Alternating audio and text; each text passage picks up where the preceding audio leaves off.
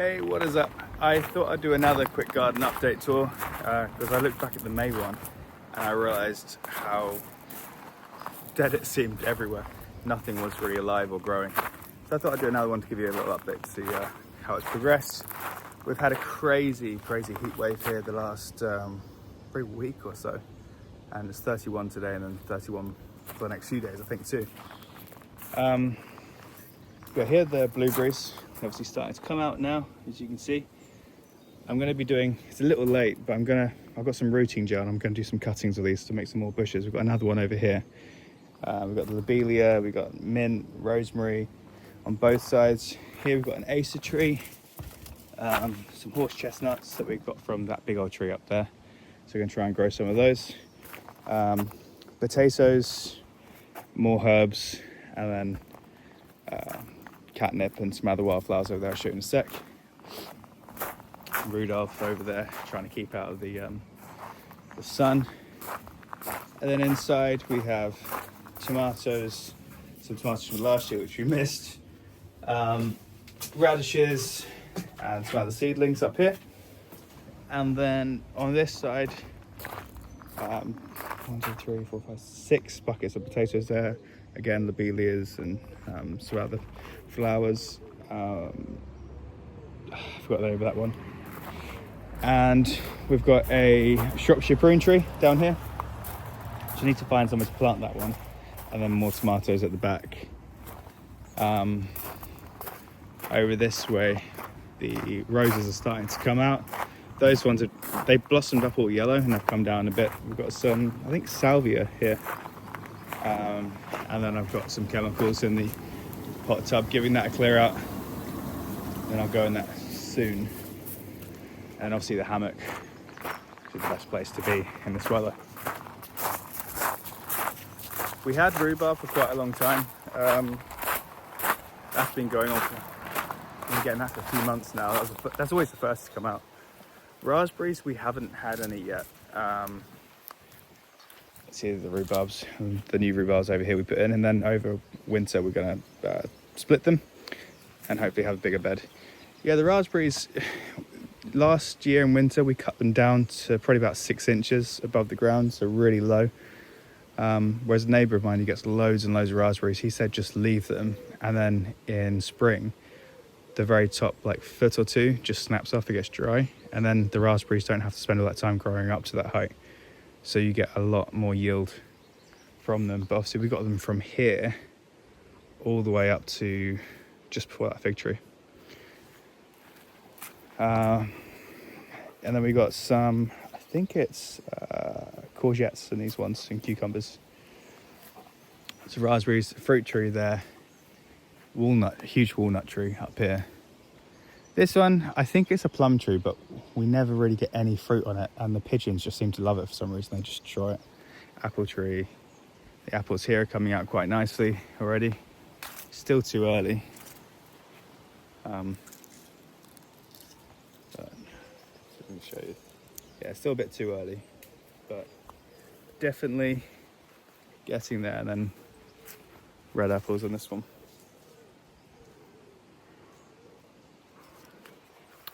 And further down this way, God, it's hot today, really hot. We've got some strawberries, which keep getting destroyed by the hare and birds. But I did have quite a lot of them on here. You can see some of them down here. I'm going to get some of those hoops. I've got netting, I just need to put it on. And we've got dwarf runner beans this side and French runner beans on the other side, which are doing pretty well climbing up there. I think this is Cosmos. Down here we've got gooseberries, which are starting to come out nicely. I don't think they're ready yet. I'll try it.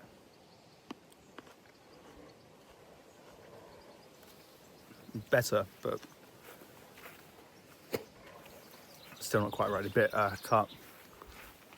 And then we got sunflowers, pumpkins, and some foxgloves and other flowers down here. These are normally, this is our green gage tree. These are normally the first fruit to come out. because they're getting quite big, but they're rock solid still, so they're not ready just yet. They seem to have, I don't know, they probably last, I don't know, say 2 weeks, 3 weeks. So if you're not quick, you miss them. And then see all the pears coming out, which are getting pretty good. That's the honesty box. It's the dog. Oh, but that's another fig tree over there. We've got a lot of figs on that. Again, these aren't ready yet, but you can see they're getting softer. They've got a while to go.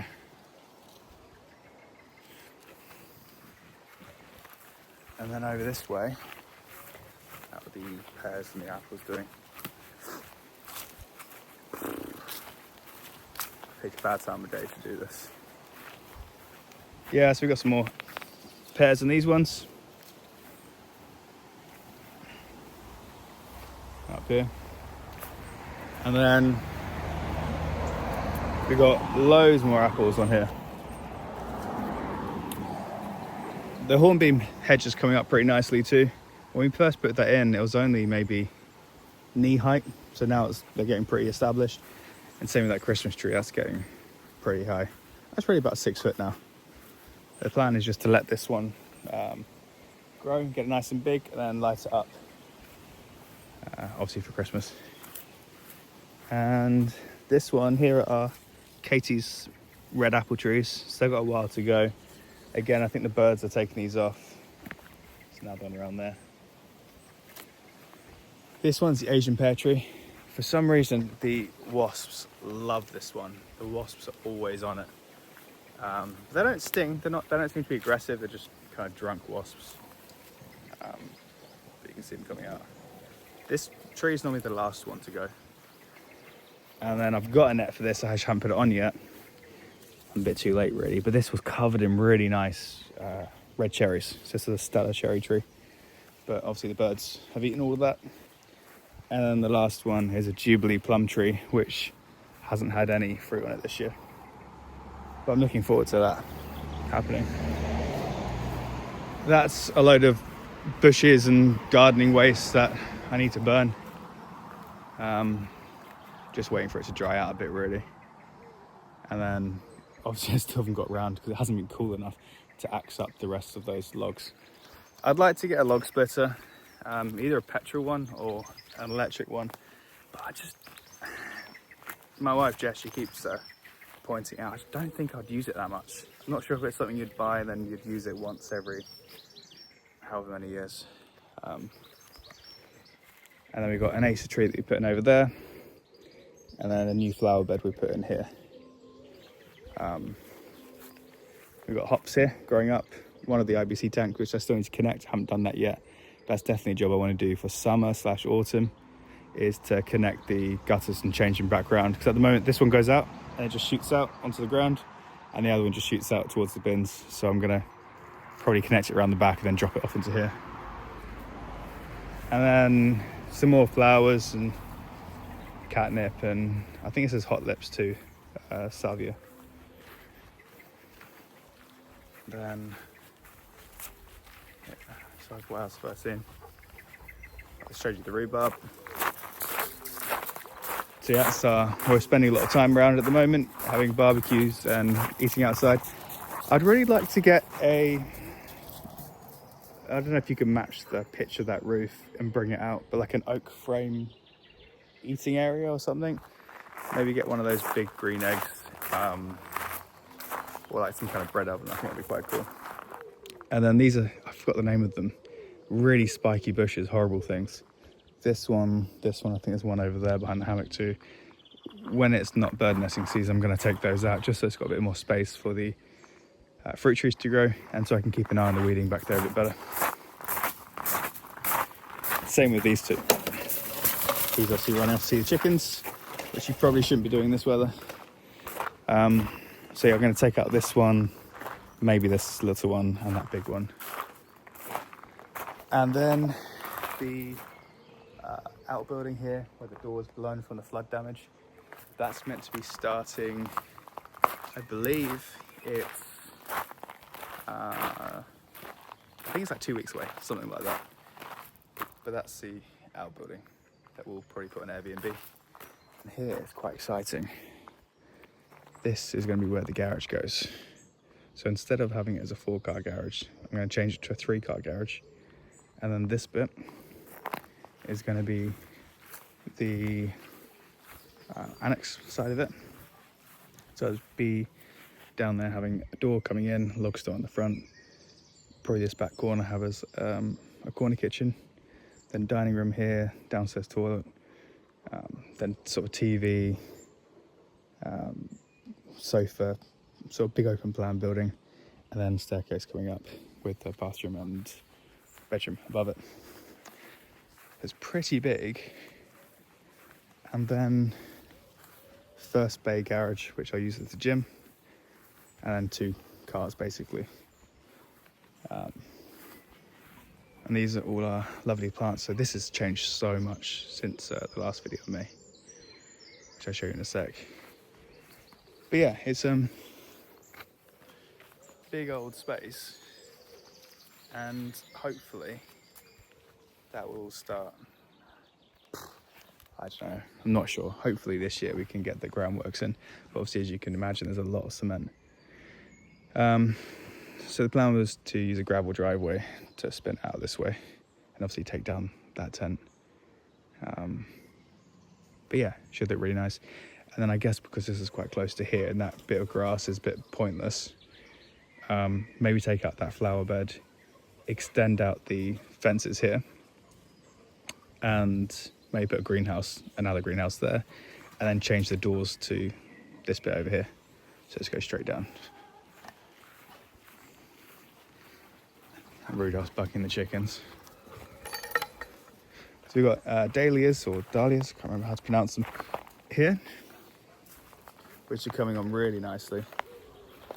Some more wildflowers. I think Jess put these in just the other day, so I'm not really too sure what these ones are. We've got potatoes in here, loads and loads and loads of potatoes, as you can see. And you'll notice there we've got a sprinkler system with the hose pipe. So at the moment we're just going around bed by bed, picking them for like 10 to 20 minutes on each bed. Not the most practical of things, and the water pressure, because it's so far away from the house, isn't ideal. But it's just a temporary setup, because otherwise we're just out here all the time with watering cans, and it's a real pain. Obviously at the moment all the water tanks are completely dry because we haven't had any rain in ages. This is the rest of our strawberries that haven't been eaten by the hare. You can kind of see them here coming out a bit more. Yeah, nice big ones in there. Again, what I'm probably going to, and over there. What I'm probably going to do with this section is it's got some garlic in and some onions in here from winter that we put in. Over winter or the end of this year, the garlic and the onion will come out soon. And then I'm just going to replace the whole thing with strawberries, because they come back every year, at least for a few years. I think the more things we can have that are perennials, the better. So asparagus beds, rhubarb beds, strawberries, raspberries, it just gives you one less thing to do. These are the chickens. Obviously getting very hot, so we're trying to give them lots of food and keeping them busy and topping up the water, making sure that's all cool and full. And then in here we've got beetroot, cabbage, broccoli. And then here we've got, I think there's a bit of a mix and match, but I think there might be cucumbers and courgettes maybe. And more potatoes over here. And then more cucumbers, courgettes, lettuces down the middle, and then a mixture of carrots and beetroot in here. And then in the hanging baskets, we've got some lobelia and some other bits and bobs on both sides. And I still haven't done the tanks down here. I'm waiting on some timber to arrive, and then I can lift them up, because that's one of the things I didn't really think about, was when the tap is so low you can't get a watering can underneath it. So I need to lift them all up. And then that's firewood here for this winter coming. I just need to chop up a little bit smaller on some of them. And then obviously the woodland behind there. So I'll show you the rest of it. Rudolph, come on, here you come. He's absolutely transfixed. He loves these chickens so much. I don't think he wants to be friends with them. That's why I don't let them come out with him around. And then this is one of the other Shropshire prune trees that I put here, which is like a type of plum.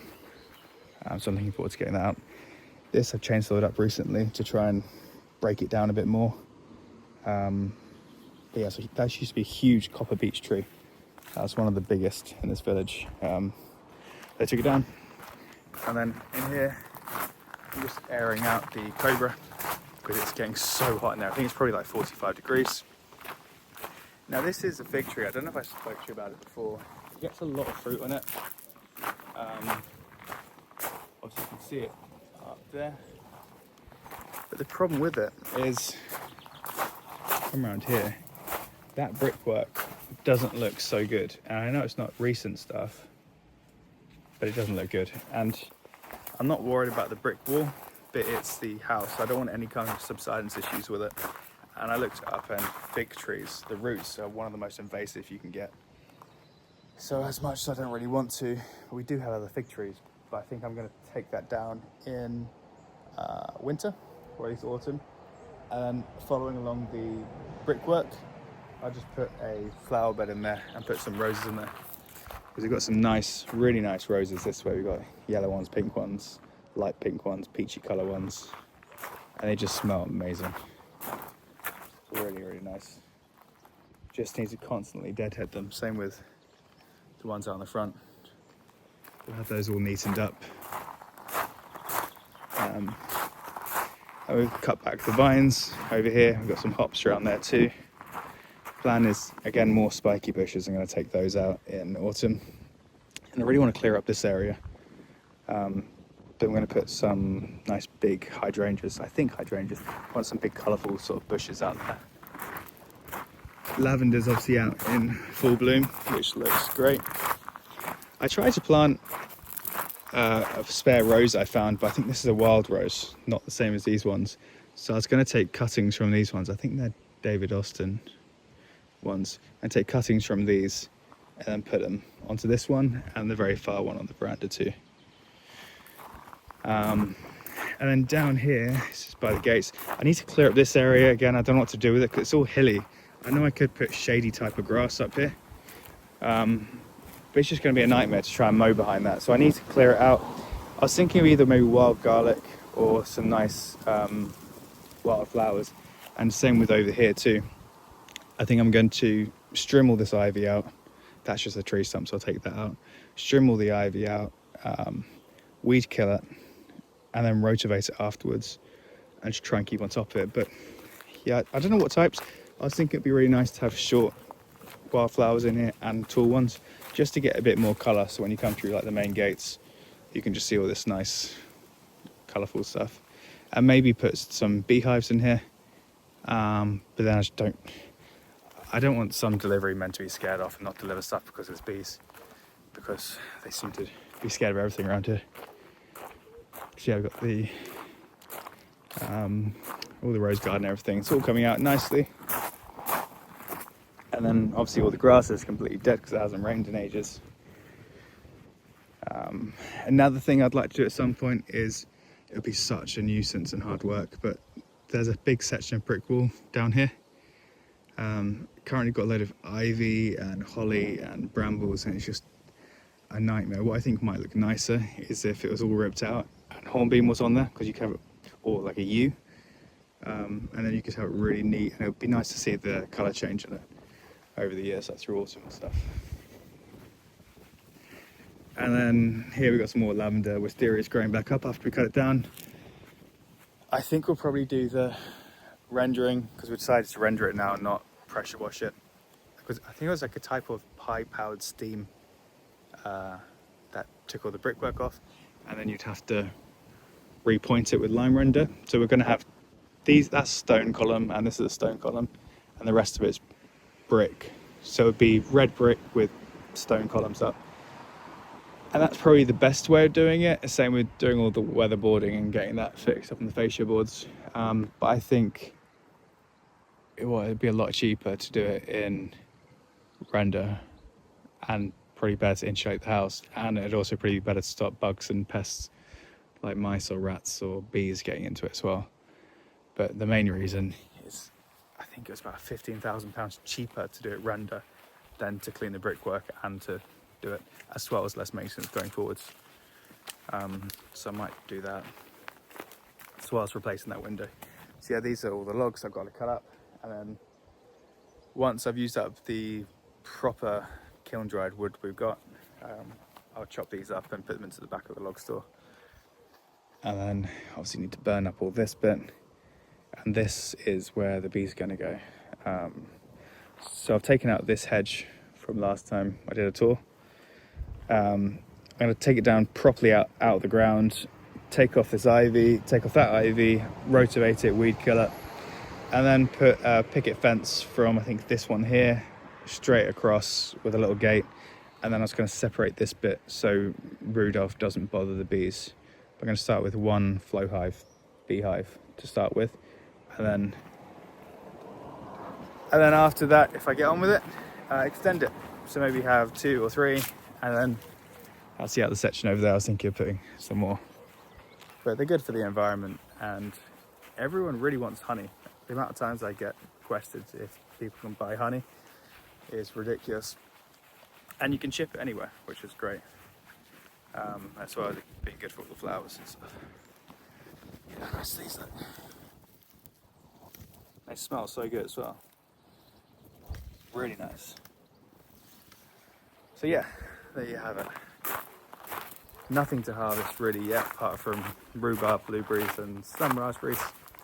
But hopefully in the next month or so, we'll get some more. Anyway, I better go get this dog before he passes out with this heat. No doubt he's still chasing the chickens around. And oh, by the way, thanks for all the support on Fansview. I know a few of you guys have joined that, and it's nice to answer your questions on there.